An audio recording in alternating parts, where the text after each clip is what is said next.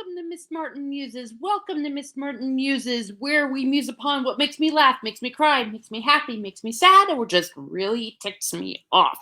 Well, I am continuing with something that makes me very happy, and it's my series on the letters of J.R.R. Tolkien.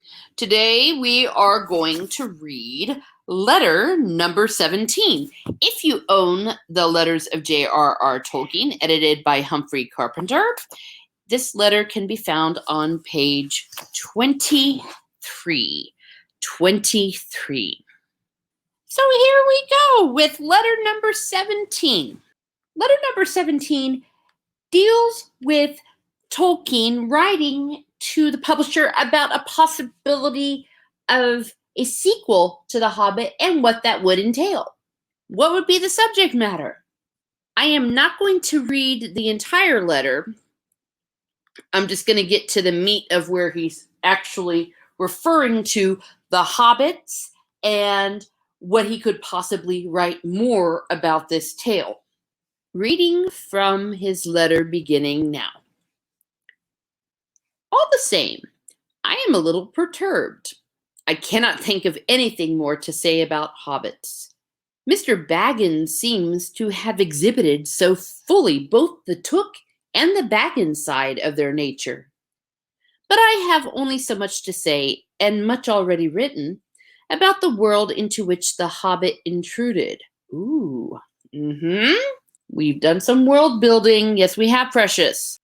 You can, of course, see any of it and say what you like about it, if and when you wish. I should rather like an opinion, other than that of Mrs. C.S. Lewis and my children, whether it has any value in itself, or as a marketable commodity, apart from hobbits. But if it is true that the Hobbit has come to stay and more will be wanted, I will start the process of thought and try to get some idea of a theme drawn from this material for treatment in a similar style and for a similar audience, possibly including actual hobbits. My daughter would like something on the Took family. One reader wants fuller details about Gandalf and the Necromancer.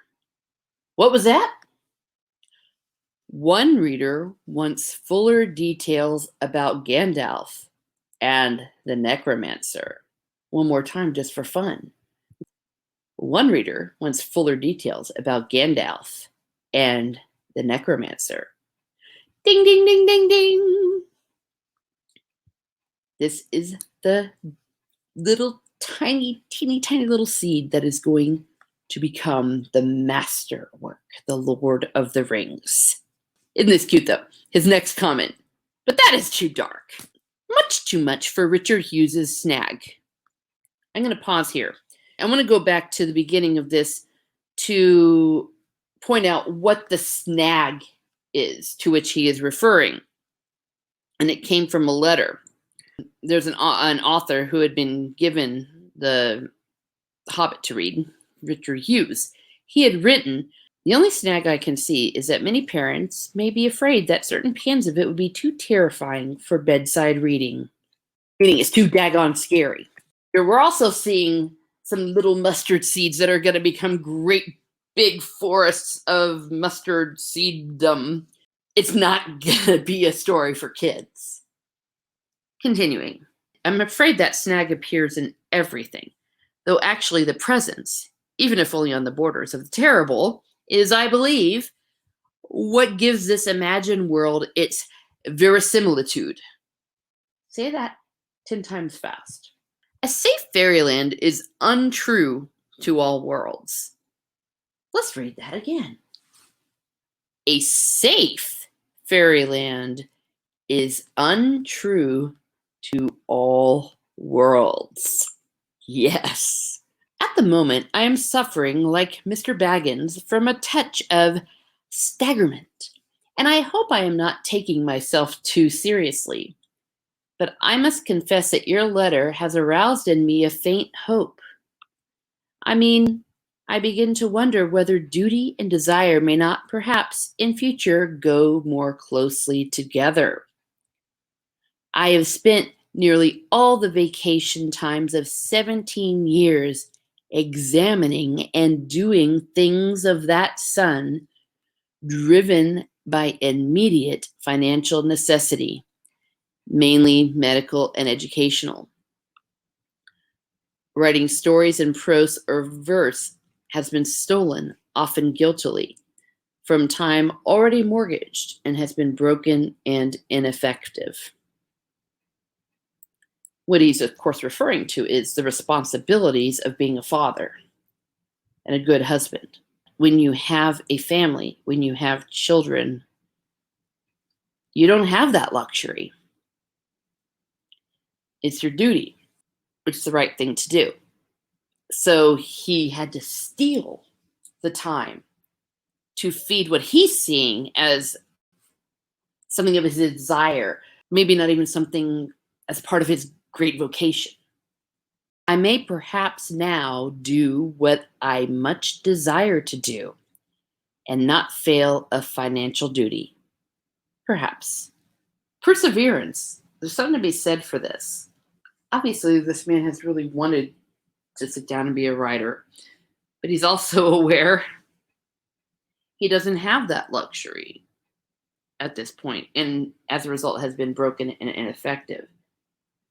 With the publication of The Hobbit, though, it looks like he's starting to see light at the end of the tunnel, that he might be able to take his great, great love of these stories, the language, the lore, the world he's been building for years and years and years, end quote, not fail of financial duty. And he goes, perhaps. I think Oxford interest is mildly aroused. I am constantly asked how my Hobbit is. The attitude is, as I foresaw, not unmixed with surprise and a little pity. My own college is, I think, good for about 6 copies, if only in order to find material for teasing me. Appearance in the Times convinced 1 or 2 of my more sedate colleagues that they could admit knowledge of my fantasy, that is, indiscretion, without loss of academic dignity.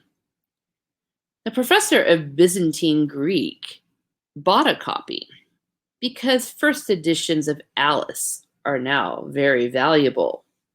I did hear that the Regius professor of modern history was recently seen reading The Hobbit. It is displayed by Parker's, but not elsewhere, I think. This last paragraph is very interesting. So what did we learn? What did we learn from this part of the letter? To sum up, there were lots of ideas he was throwing around, or other people were presenting to him about another tale with these hobbits. And in a throwaway line, one reader wants fuller details about Gandalf and the necromancer. That is the direction he will choose and seize upon, and it will become the Lord of the Rings. He was concerned it would be too dark, the same way others had said that about The Hobbit. And the money quote, a safe fairyland is untrue to all worlds. We also learned that as a husband with several children, his responsibilities have kept him from pursuing this work in the way and manner that he had wished to. Now that The Hobbit is being successful, that he might actually be able to marry his desire to write and create this story and also provide for his family. Oh, little he knew. So that is letter number 17. That is letter number 17. What do you think? Let me know in the comments. Let me know in the comments what you think about these letters. And please, go ahead and look at my video about letter number 13. That's the first of this series. Have a great day, everyone. Have a great day, and be certain if you're making a really cool point about imagined world, for the love of everything, don't use a word like verisimilitude that I have to say out loud several times.